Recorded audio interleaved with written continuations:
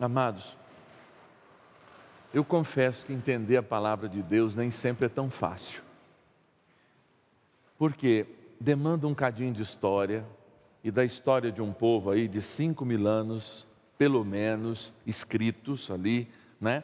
Não como uma história que a gente tem hoje, abrir o jornal e consegue. Mas a palavra é muito linda porque, mesmo quando ela diz uma coisa, ela quer dizer outra. E aqui a gente está diante de um cenário e de uma narração assim. Primeiro é interessante saber quem eram os cananeus. Os cananeus eram aquele povo pagão, que existia até mesmo antes do povo de Deus entrar ali na Cananeia, era o nome. Então eram pessoas que mantinham a religião antiga, eram pessoas que comungavam com outros deuses, que tinham seus altares, porque há de se lembrar que quando eu falo judeu, eu não estou falando só da religião, eu estou falando quem morava na Judéia, por exemplo, no sul. Jesus está aqui em outra região. Quando eu chamo de israelita, né, o reino do norte, cuja capital era Samaria, né, e depois ganha o nome aí de Samaria, toda essa região, e não eram apenas samaritanos que professavam a religião, tinham samaritanos que de fato viviam outra espécie religiosa, mesmo ali na Galileia, onde Jesus foi criado e desenvolveu a maior parte do seu ministério. Quando você diz, olha, um galileu, não necessariamente ele era um judeu. E essas pessoas harmonicamente se encontravam, haviam grupos mais radicais, etc. tal, que não se misturavam, outros menos radicais, como muitas vezes acontece hoje na mistura religiosa e no atual momento que a gente vive. Mas o cananeu representava um povo que perdeu aquela terra e ao mesmo tempo alguma espécie de paganismo, portanto não era um povo da aliança, não eram aqueles considerados da aliança. Mas é aí como que a pedagogia de Jesus é muito bonita. Por quê? Ele lança a mão do contraditório para ensinar os seus. Nós estamos no capítulo 15 do Evangelho de São Mateus. Há uma caminhada de Jesus. Cada passo nos evangelhos é um ensino. Mas cada passo vai aproximando Jesus da cruz, do seu momento derradeiro. E ele depois vai surpreender com a ressurreição. Coisa que ele avisa, por exemplo, ontem, quando nós comemoramos a transfiguração do Senhor, e as inúmeras paróquias como a minha, o Senhor Bom Jesus das Paineiras, que existe algo além, que é muito grande, muito bonito, e que um dia nós seremos envolvidos por essa luz. Mas ainda é muito difícil compreender isso, vivendo no primeiro século, e não tendo experimentado o que nós já experimentamos pela fé. Assim, Jesus está ensinando aqueles que receberam a palavra primeiro. Então pensem comigo, não seria mais fácil acolher a palavra diante de uma realidade existencial que o reino de Deus já fosse conhecido? Não era mais fácil acolher a palavra de Deus e reconhecer Jesus como um Messias, que traria o reino dos céus para a terra, não do jeito que a gente ansiava, a partir de quem conhecia a palavra, de quem meditava a Torá, de quem ia ao templo pelo menos uma vez no ano, ou frequentava uma sinagoga, não só para as decisões comunitárias, mas também para uma experiência de fé. E aqui está quem poderia e veio para revelar tudo isso, mas revelaria de modo oportuno na cruz.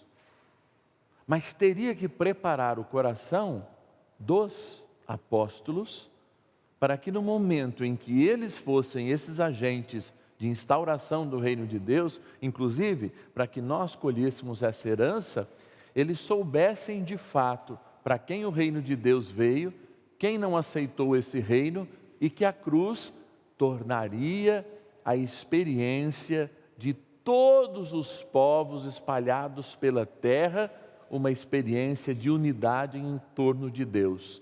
Não seria mais a revelação a um povo, mas a todos os povos. E nós aprendemos que nós somos justificados pela fé e pelas obras. Então, fé cristã quer dizer crer e quer dizer praticar. E Jesus encontra fé em inúmeros pagãos, uma fé bem maior do que aqueles que já conheciam a palavra. Seria como que hoje a gente andando numa rua e um irmão em estado de drogadição ou que nunca conheceu um batismo, nunca entrou numa catequese de primeira Eucaristia, sentasse conosco no momento de sobriedade e nos ensinasse mais sobre a vida e mais sobre Deus do que nós mesmos conhecemos. Parece um absurdo, mas acontece, ainda hoje.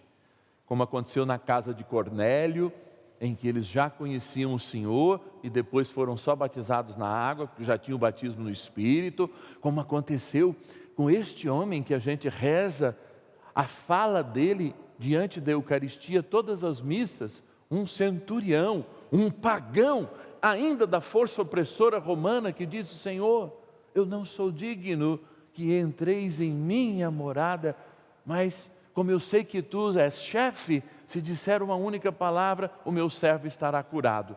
E nós fazemos essa profissão de fé de um pagão, diante de Jesus sacramentado, nosso Deus amado, para ser o nosso alimento.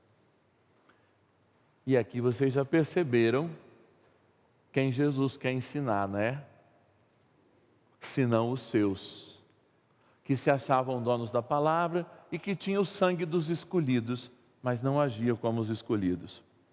Mateus vai tratar isso lá no capítulo 25, dizendo assim: tem gente que é ovelha, mas se porta feito cabrito. Esses eu rejeito, porque é a maneira como a gente age que verdadeiramente prova quem a gente é.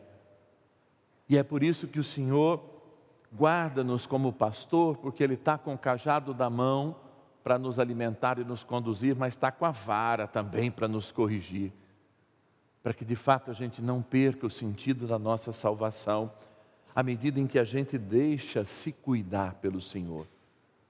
O recado desta mulher, desta cananeia, é o seguinte: eu acredito mais em Deus que me dá migalhas do que vocês que têm Ele todo.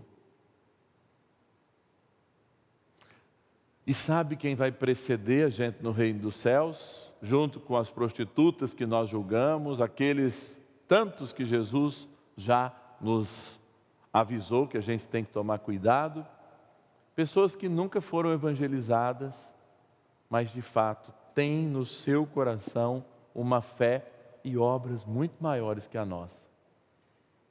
Por isso nós hoje, eu acredito que somos esses filhos que recebemos o sangue de Cristo por ocasião do nosso batismo, mas ainda estamos bastante distantes de experimentar uma fé como essa. Quem sabe Deus nos dê a graça de uma fé, no mínimo do tamanho desta abençoada cananeia, que muito nos ensinou. Sim, que nos ensinou que a fé pode fazer com que um mundo que nos aperta, que nos maltrata, seja de fato um mundo da missão, onde o Senhor cuida de nós e nos encaminha para pastagens seguras, para momentos de cura, de transformação, de restauração e de renovação. Mas para isso é preciso ter fé. E não uma fé humana que diz eu creio. A fé é de fato um dom de Deus sobrenatural, que não é mais dado àqueles que se acham detentores da fé e que promovem uma fé ou que evangelizam pela fé, mas é dado também aos pequeninos que veem milagres e nos mostram que, tendo uma fé pura, sincera e verdadeira, a gente vai ver o impossível acontecer nas nossas vidas. Eu creio nisso, vocês creem? Então vamos atrás de uma fé como a cananeia, que pouco pode nos ensinar de Bíblia ou de judaísmo, mas muito, segundo o próprio Jesus, pode nos ensinar de fé. Porque ele diz: mulher, grande é a tua fé. Louvado seja nosso Senhor Jesus Cristo. Para sempre seja louvado.